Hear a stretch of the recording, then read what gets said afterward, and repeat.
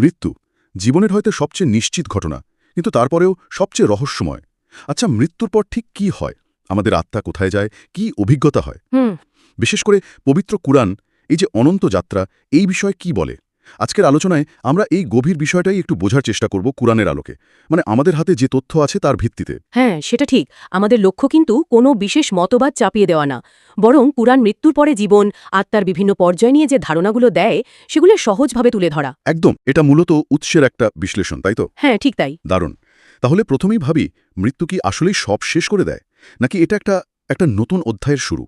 কুরআন কিভাবে এই রহস্যটা খুলে দেখায়? দেখুন, কুরআন মৃত্যুকে একটা চূড়ান্ত ইতি হিসেবে দেখে না, বরং দেখে একটা অবস্থা থেকে আরেকটা অবস্থায় যাওয়া, মানে একটা স্থানান্তর। স্থানান্তর? হ্যাঁ, ধরুন একটা দরজা পার হওয়ার মতো, এক জগৎ থেকে আরেক জগতে।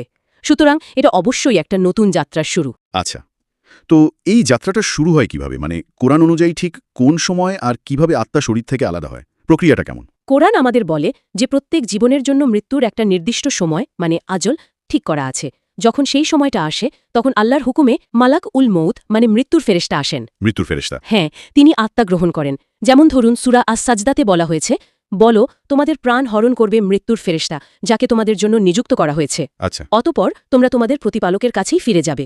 তবে এই ফেরেশতা একা নন, তার সাথে আরও ফেরেশতা থাকেন, এরকম ইঙ্গিতও অন্য আয়াতে পাওয়া যায়। ও আচ্ছা, এই যে আত্মা গ্রহণ করা, এই অভিজ্ঞতাটা কি সবার জন্য একই রকম, নাকি মানুষের পার্থিব জীবনের কাজকর্ম অনুযায়ী এতে কোনো তফাৎ হয়? অবশ্যই তফাৎ হয়। কোরআন বেশ স্পষ্ট করেই এই পার্থক্যটা দেখায়। তাই নাকি? হ্যাঁ, যারা ভালো মানুষ, আল্লাহর অনুগত, তাদের আত্মা খুব সহজে সম্মানের সাথে নেওয়া হয়। ফেরেশতারা তাদের সালাম জানান, শান্তির খবর দেন। বাহ! সূরা আন-নাহলে যেমন বলা আছে, ফেরেশতারা যখন পবিত্র অবস্থায় তাদের জান কবজ করেন তখন বলেন, তোমাদের ওপর সালাম, তোমরা যা করতে তার বিনিময়ে জান্নাতে প্রবেশ করো। মানে ভালো কাজের পুরস্কার তখন থেকেই শুরু। ঠিক। অন্যদিকে যারা পাপী, সীমা লঙ্ঘনকারী, তাদের আত্মা বের করার প্রক্রিয়াটা হয় খুব কষ্টদায়ক। ফেরেশতারা তাদের তিরস্কার করেন, শাস্তির ভয় দেখান। সূরা আল আনফালে তো একটা ছবি দেওয়া হয়েছে যেখানে ফেরেশতারা কাফিরদের মুখে আর পিঠে আঘাত করতে করতে তাদের আত্মা বের করে আনছে আর বলছে, দহন যন্ত্রণা ভোগ করো। তার মানে দুনিয়ার জীবনের কর্মফল একেবারে মৃত্যুর মুহূর্ত থেকেই টের পাওয়া শুরু হয়ে যায়। বেশ ভাবনার বিষয়। আচ্ছা, আত্মা শরীর থেকে আলাদা হওয়ার ঠিক পরে এর গন্তব্য কোথায়? কিয়ামত বা পুনরুত্থানের আগের যে সময়টা, ওই অন্তর্বর্তীকালীন সময় নিয়ে কোরআন কি বলে? এটাকেই তো বারজাখ বলা হয়, তাই না? হ্যাঁ, ঠিক। এই অন্তর্বর্তীকালীন জগৎ বা অবস্থাকে কুরআন বারজাক বলেছে। এর মানে হলো একটা আড়াল, বাধা বা পর্দা। পর্দা? হ্যাঁ, সূরা আল মুমিনুনে যেমন আছে, তাদের সামনে বারজাক থাকবে পুনরুত্থান দিবস পর্যন্ত। এর মানে হলো মৃত্যুর পর থেকে কিয়ামত পর্যন্ত আত্মা একটা ভিন্ন দশায় থাকে। আচ্ছা। এটা এই দুনিয়ার জগৎ আর পরকালের চূড়ান্ত জগৎ, এই দুটোর মাঝে একটা আড়াল তৈরি করে। এটা কিন্তু কোনো শূন্যস্থান নয়, বরং আত্মার জন্য একটা নতুন বাস্তবতা। এই বারজাকের জীবনে আসলে কি ঘটে? আত্মাকে সেখানে সচেতন থাকে? কোনো অভিজ্ঞতা হয়? কুরআন কি এ নিয়ে বিস্তারিত কিছু বলে? দেখুন, কুরআন বারজাকের জীবনের একেবারে খুঁটিনাটি বর্ণনা সরাসরি দেয়নি, তবে কিছু জরুরি ইঙ্গিত কিন্তু দিয়েছে। যেমন ধরুন সূরা বাকারায় আল্লাহর পথে শহীদদের কথা বলা হয়েছে। যারা আল্লাহর পথে নিহত হয় তাদের মৃত বলো না, বরং তারা জীবিত, কিন্তু তোমরা তা উপলব্ধি করতে পারো না। হ্যাঁ, এটা শুনেছি। সূরা আলে ইমরানও প্রায় একই কথা আছে। যারা আল্লাহর পথে নিহত হয়েছে তাদের তুমি কখনো মৃত মনে করো না, বরং তারা নিজেদের প্রতিপালকের নিকট জীবিত ও রিজিক প্রাপ্ত। জীবিত ও রিজিক প্রাপ্ত? হ্যাঁ, এই আয়াতগুলো থেকে পরিষ্কার বোঝা যায় যে বারজাকে আত্মার এক ধরনের চেতনা আর জীবন চালু থাকে, অন্তত কিছু বিশেষ শ্রেণীর আত্মার জন্য তো বটে। তার মানে সেখানে এক ধরনের অনুভূতি বা অভিজ্ঞতা কাজ করে। কিন্তু সাধারণ মানুষের বেলায় কি হয়? আমরা তো প্রায় কবরের আযাব বা শান্তির কথা শুনে থাকি।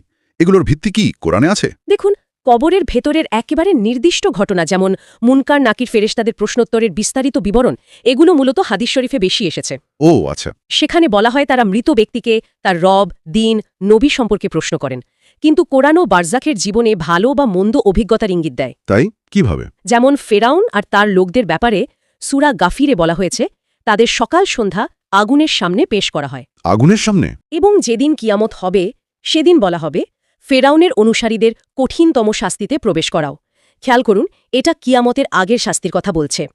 ঠিক ঠিক, মানে বারজাকের সময়কার শাস্তি। হ্যাঁ, যা বারজাকের জীবনের দিকেই ইঙ্গিত করে। সুতরাং কোরআন এই ধারণা দেয় যে বারজাকের অবস্থাটা ব্যক্তির কাজ অনুযায়ী ঠিক হয় শান্তিময়, নয়তো কষ্টদায়ক। এই বিশ্বাসটা হাদিসের বর্ণনার সাথেও মেলে, যেখানে বলা হয় ভালো মানুষের কবর প্রশস্ত আর আলোকিত হয়, জান্নাতের বাগানের মতো, আর পাপীর কবর হয় খুব সংকীর্ণ আর অন্ধকার। বোঝা গেল। তার মানে বারজাক শুধু একটা অপেক্ষার জায়গা না, সেখানেও কর্ম অনুযায়ী আত্মার অবস্থা নির্ধারিত হতে থাকে। আচ্ছা, কোরআন কি আত্মার বিভিন্ন ধরন বা অবস্থার কথা কিছু বলেছে? পৃথিবীতে মানুষের যেমন আধ্যাত্মিক স্তর থাকে, মৃত্যুর পরেও কি সেরকম কিছু? হ্যাঁ, বলেছে। কোরআন আত্মার বিভিন্ন অবস্থার কথা বলতে গিয়ে নফস শব্দটা ব্যবহার করেছে। নাফস। হ্যাঁ, যেমন নফস আল আম্মারা, যে আত্মা খারাপ কাজের দিকে টানে, নফস আল লাওয়ামা, যে আত্মা ভুল বুঝতে পেরে অনুতাপ করে, নিজেকে দোষ দেয়। আর সবচেয়ে উঁচু স্তর হল নফস আল মুতমাইন্না, মানে প্রশান্ত আত্মা। প্রশান্ত আত্মা। হ্যাঁ, এই প্রশান্ত আত্মা নিয়ে কোরআন খুব সুন্দর কথা বলেছে। সূরা আল ফাজরে আল্লাহ এই আত্মাকে ডেকে বলছেন, হে প্রশান্ত আত্মা, তুমি তোমার প্রতিপালকের কাছে ফিরে এসো সন্তুষ্ট ও সন্তোষভাজন হয়ে। বাহ! অতঃপর আমার নেক বান্দাদের অন্তর্ভুক্ত হয়ে যাও এবং আমার জান্নাতে প্রবেশ করো। এই আয়াতগুলো থেকে বোঝা যায়, যারা পৃথিবীতে আল্লাহর প্রতি সন্তুষ্ট থেকে জীবন কাটিয়েছে, আল্লাহও তাদের প্রতি খুশি। আর মৃত্যুর পর তাদের জন্য অপেক্ষা করছে দারুণ অভ্যর্থনা আর চূড়ান্ত সাফল্য। এই প্রশান্ত আত্মার বৈশিষ্ট্য কি হতে পারে, মানে কারা এই স্তরে পৌঁছায়? কুরআন বিভিন্ন জায়গায় এদের বৈশিষ্ট্য বলেছে। এরা হলো তারা যারা আল্লাহকে স্মরণ করে শান্তি পায়। আল্লাহর স্মরণে শান্তি? হ্যাঁ, যারা আল্লাহর উপর পুরোপুরি ভরসা রাখে, বিপদে ধৈর্য ধরে আর সুখে আল্লাহর শুকরিয়া আদায় করে। যারা নিজেদের ইচ্ছেগুলোকে নিয়ন্ত্রণে রেখে আল্লাহর হুকুম মেনে চলে, তারাই এই প্রশান্তির স্থলে পৌঁছায়। আচ্ছা। তাদের মৃত্যু হয় খুব সহজ, বারজাখের জীবন হয় আনন্দময়, আর তারা আল্লাহর সাথে মিলিত হওয়ার জন্য উন্মুখ থাকে। আজ যারা এই প্রশান্তির স্তরে যেতে পারল না, বিশেষ করে যারা পাপী বা অবিশ্বাসী ছিল, তাদের আত্মার অবস্থা কেমন হয় বারজাখে বা তারপরেও? তাদের অবস্থা হয় একেবারে উল্টো। আমরা আগেই শুনেছি, তাদের আত্মার শরীর থেকে বের করাই হয় কষ্ট দিয়ে। হ্যাঁ। বারজাখে তাদের অবস্থা হয় ভয় আর যন্ত্রণার। তারা যেন একটা সংকীর্ণ অন্ধকার জগতে আটকা পড়ে থাকে, আর সামনে যে চূড়ান্ত বিচার আসছে সেই ভয়ে কাঁপে। তাদের কাজের পরিণতির একটা ঝলক তারা বারজাখেই পেতে শুরু করে। এটা তাদের জন্য একটা লম্বা আর কষ্টের অপেক্ষা। সুতরাং কাজ অনুযায়ী আত্মার পরকালের যাত্রার ধরন আর অভিজ্ঞতা যে একেবারে আলাদা, তা কোরআন স্পষ্ট করেই বলে। যাত্রা শুরু থেকে এই পার্থক্যটা তাহলে দেখা যায়। ঠিক তাই। বারজাকির এর পরবর্তী অবস্থা তো চিরকাল থাকবে না। এরপর কি? আত্মার চূড়ান্ত পরিণতি বা শেষ গন্তব্য কি?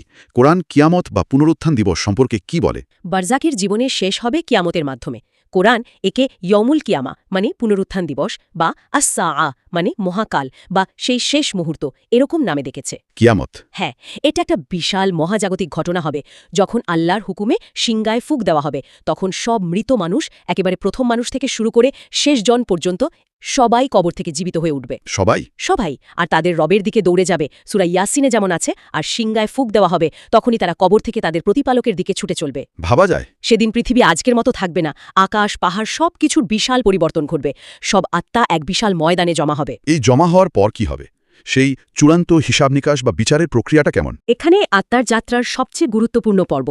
কোরআন বলছে, সেদিন প্রত্যেক ব্যক্তির আমলনামা মানে কর্মলিপি তার হাতে দেওয়া হবে। আমলনামা? হ্যাঁ, যেখানে তার জীবনের ছোট বড় সব কাজ লেখা থাকবে। সূরা কাহাফে বলা হয়েছে, সেদিন অপরাধীরা তাদের আমলনামা দেখে ভয় পেয়ে বলবে, হায় আফসোস, এটা কেমন বই যে ছোট বড় কিছুই বাদ দেয়নি, সব হিসাব করে রেখেছে। আল্লাহ!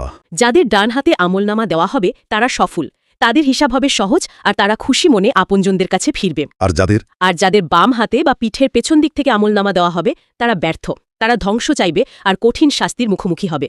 এই বিষয়টা সূরা ইনশিকাক আর সূরা হাক্কাতে খুব পরিষ্কার করে বলা হয়েছে। এই বিচারের মাপকাঠিটা কি হবে? এটা কি শুধু কাজের সংখ্যার উপর নির্ভর করবে? না, শুধু সংখ্যার ওপর না। কোরআন অনুযায়ী বিচার হবে একেবারে নিখুঁত ন্যায় বিচারের ভিত্তিতে। সেদিন মিজান বা দাড়িপাল্লা বসানো হবে, যেখানে মানুষের কাজ ওজন করা হবে। মিজান, দাড়িপাল্লা? হ্যাঁ, ভালো কাজের পাল্লা ভারী হলে মুক্তি, আর খারাপ কাজের পাল্লা ভারী হলে শাস্তি।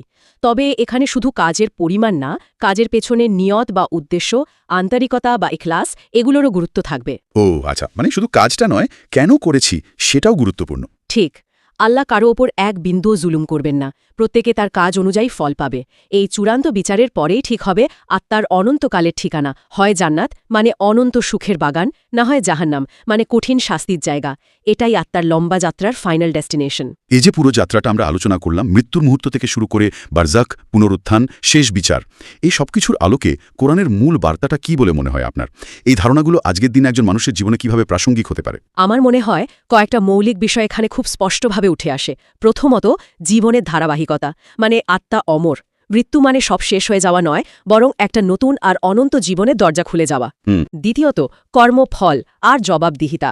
এই দুনিয়ার জীবনটা খুব গুরুত্বপূর্ণ, কারণ এখানে করা প্রত্যেকটা কাজের হিসেব পরকালে দিতে হবে। ভালো হোক বা মন্দ, কিছুই হারাবে না। কিছুই না। তৃতীয়ত, চূড়ান্ত ন্যায় বিচার, আল্লাহর আদালতে কোনো অবিচার হবে না, প্রত্যেকে তার কাজ অনুযায়ী ঠিক ফল পাবে।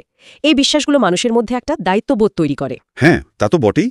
তাকে ভালো কাজে উৎসাহ দেয়, খারাপ কাজ থেকে দূরে থাকতে সাহায্য করে, জীবনের একটা বড় উদ্দেশ্য খুঁজে পেতে সাহায্য করে। ঠিক বলেছেন। যখন কেউ এটা বিশ্বাস করে যে তার প্রত্যেকটা মুহূর্তের কাজের প্রভাব শুধু এই জীবনেই শেষ না, বরং মৃত্যুর পরেও একটা অনন্তকাল ধরে চলতে থাকবে, তখন তার জীবনটাকে দেখার দৃষ্টিভঙ্গি, তার কাজের মান, তার সম্পর্ক সব কিছুতেই এর একটা গভীর প্রভাব পড়ার কথা। একদম। এই বিশ্বাসটা দুঃখ কষ্টে ধৈর্য ধরার শক্তি দেয়, কারণ সে জানে এই জীবনের কষ্টটা সাময়িক, আর এর বিনিময়ে আল্লাহর কাছে ভালো কিছু আছে। ঠিক। আবার যখন সুখ শান্তি আসে, তখন সে আল্লাহর প্রতি কৃতজ্ঞ হয়, অহংকারী হয় না, কারণ সে জানে এই দুনিয়ার সাফল্যই শেষ কথা নয়। জীবনের সব ওঠানামাকে তখন একটা বৃহত্তর ক্যানভাসে দেখার সুযোগ তৈরি হয়। জীবনটা তখন পরকালের জন্য প্রস্তুতি নেওয়ার একটা ক্ষেত্র হয়ে ওঠে, তাই না? একটা পরীক্ষা ক্ষেত্র। ঠিক তাই, একটা পরীক্ষা ক্ষেত্র। তাহলে আজকের এই গভীর আলোচনায় আমরা কোরআনের দৃষ্টিকোণ থেকে মৃত্যুর পর আত্মার যাত্রার একটা মোটামুটি চিত্র পেলাম। আমরা দেখলাম কিভাবে আত্মার শরীর ছাড়ে, বারজাখের অন্তর্বর্তী জীবনে তার অবস্থা কেমন হয়, কিভাবে কর্ম অনুযায়ী আত্মার রকমফের হয়, আর অবশেষে কিয়ামত ও চূড়ান্ত বিচারের মাধ্যমে কিভাবে তার অনন্ত ভাগ্য নির্ধারিত হয়। হ্যাঁ, এই ধারণাগুলো ইসলামী বিশ্বাসের একেবারে কেন্দ্রে রয়েছে। এগুলো শুধু তত্ত্বকথা নয়, বরং বিশ্বাসীদের জীবনকে প্রতিনিয়ত প্রভাবিত করে। আচ্ছা, শেষ করার আগে একটা বিষয় কি একটু ভাবা যায়?